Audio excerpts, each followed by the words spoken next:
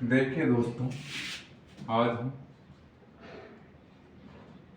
हिंदी व्याकरण की शुरुआत करने जा रहे हैं। हिंदी व्याकरण की शुरुआत होती है कैसे? कै का मतलब वर्ण से। मैं, ये क्या हो गया? ये भी वर्ण हो गया। और ल, ये भी क्या हो गया? वर्ण। ये तीनों क्या हो गए? वर्ण। वर्ण और इन तीनों को मिला दिया जाए जैसे कै मैं ल, तो ये संयुक्त रूप क्या हो गया? शब्द। कमल एक पुष्प का नाम भी हो जाता है, कमल एक लड़के का नाम भी हो जाता है। और जैसे कमल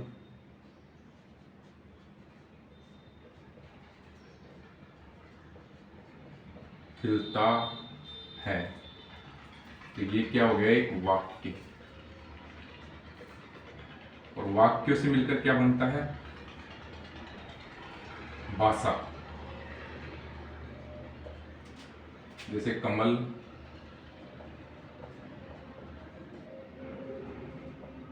कीचड़ में खिलता है,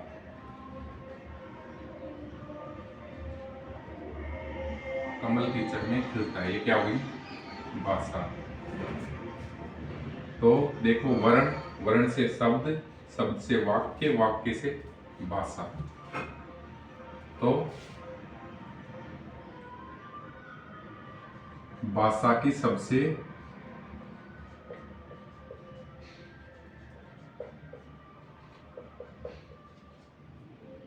छोटी इकाई, तो देखिए भाषा की सबसे छोटी इकाई क्या हो गई? वर्ण। भाषा की सबसे छोटी इकाई क्या हो गई? वर्ण। भाषा की सबसे छोटी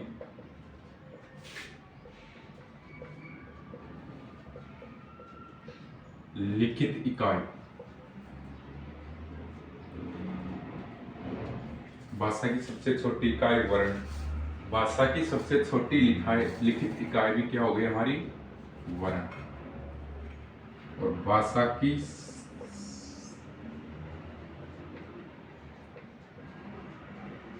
सबसे छोटी मौखिक इकाई,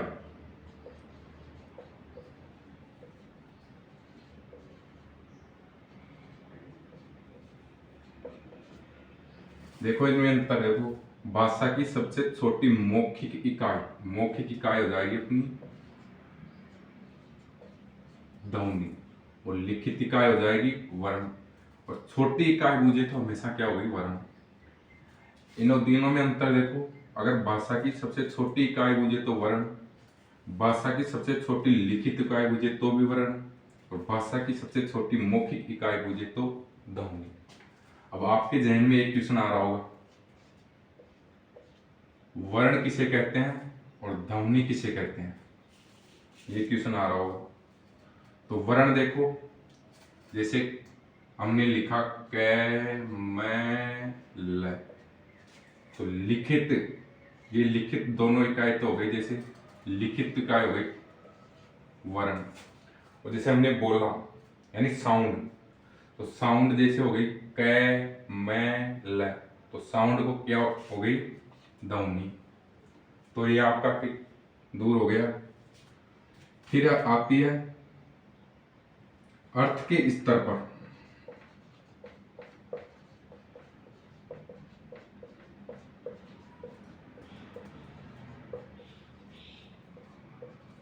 भाषा की सबसे छोटी इकाई,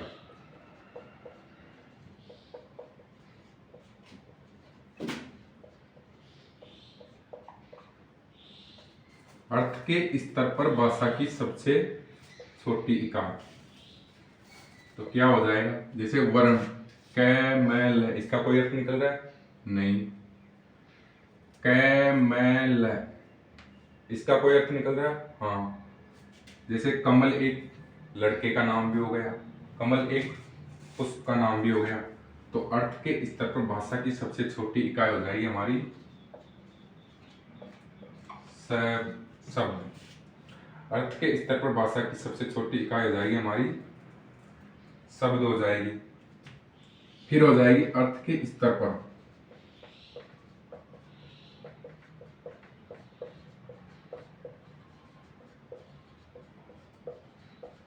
भाषा की सबसे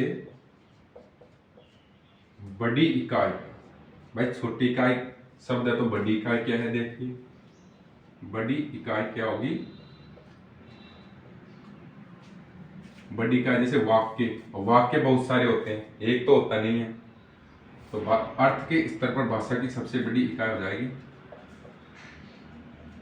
वाक्य। तो हमें कहीं ना कहीं इन क्वेश्चनों में से हमेशा हिंदी में एक क्वेश्चन अवश्य मिल जाता है, 1 से 2 क्वेश्चन हर पेपर में मिल जाते हैं। जैसे हिंदी हमारे 42% भूभाग पर, भारत में 42% भूभाग पर बोली जाती है, और 10 राज्यों की हिंदी 10 राज्यों की क्या है, राजभाषा भी है। कितने राज्यों की, 10 राज्यों की हिंदी क्या है, राजभाषा है।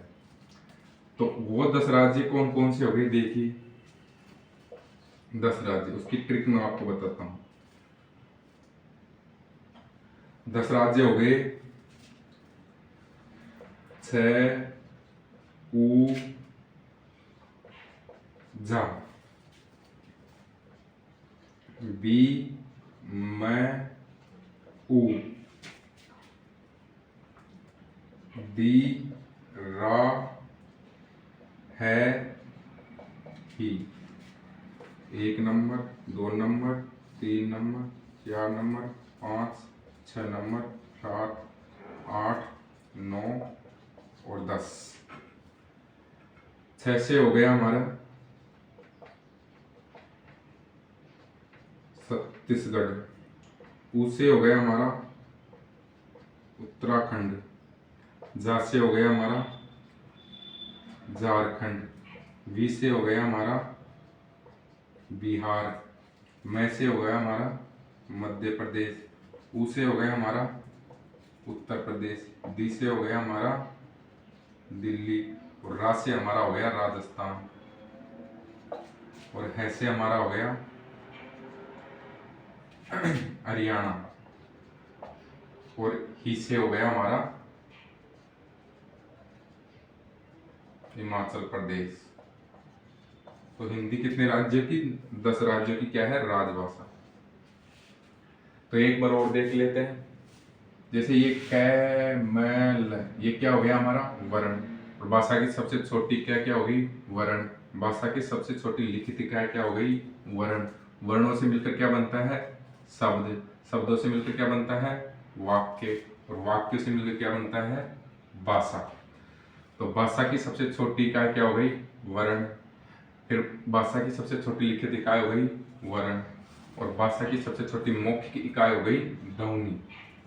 और भाषा के यानी अर्थ के स्तर पर, किसके स्तर पर, अर्थ के स्तर पर भाषा की सबसे छोटी इकाई क्या हो गई, शब्द। देखो इनका कोई अर्थ नहीं निकलता, ये अपने आप में स्वतंत्र है, तबकि इसका एक अर्थ निकलता है। और अर्थ के स्तर पर भाषा की सबसे बड़ी इकाई क्या हो गई, वाक्य। हिंदी हमारे कितने प्रतिशत भूभाग पर बोली जाती है, 42% भूभाग पर हिंदी बोली जाती है भारत की, 42% भूभाग पर। और 10 राज्यों की क्या है, ये राजभाषा है, जिसमें आ जाएगा छ, उ, झा, वी, मैं, उ, दी, रा, है, ही। छत्तीसगढ़, उत्तराखंड, झारखंड, बिहार, मध्य प्रदेश, उत्तर प्रदेश, दिल्ली, राजस्थान, हरियाणा और हिमाचल प्रदेश। 10 राज्यों की क्या हो गई, ये राजभाषा हो गई। अब इससे आगे हम बात हमने अपने अगले वीडियो में करेंगे। आज के लिए बस इतना बहुत है। थैंक यू, धन्यवाद।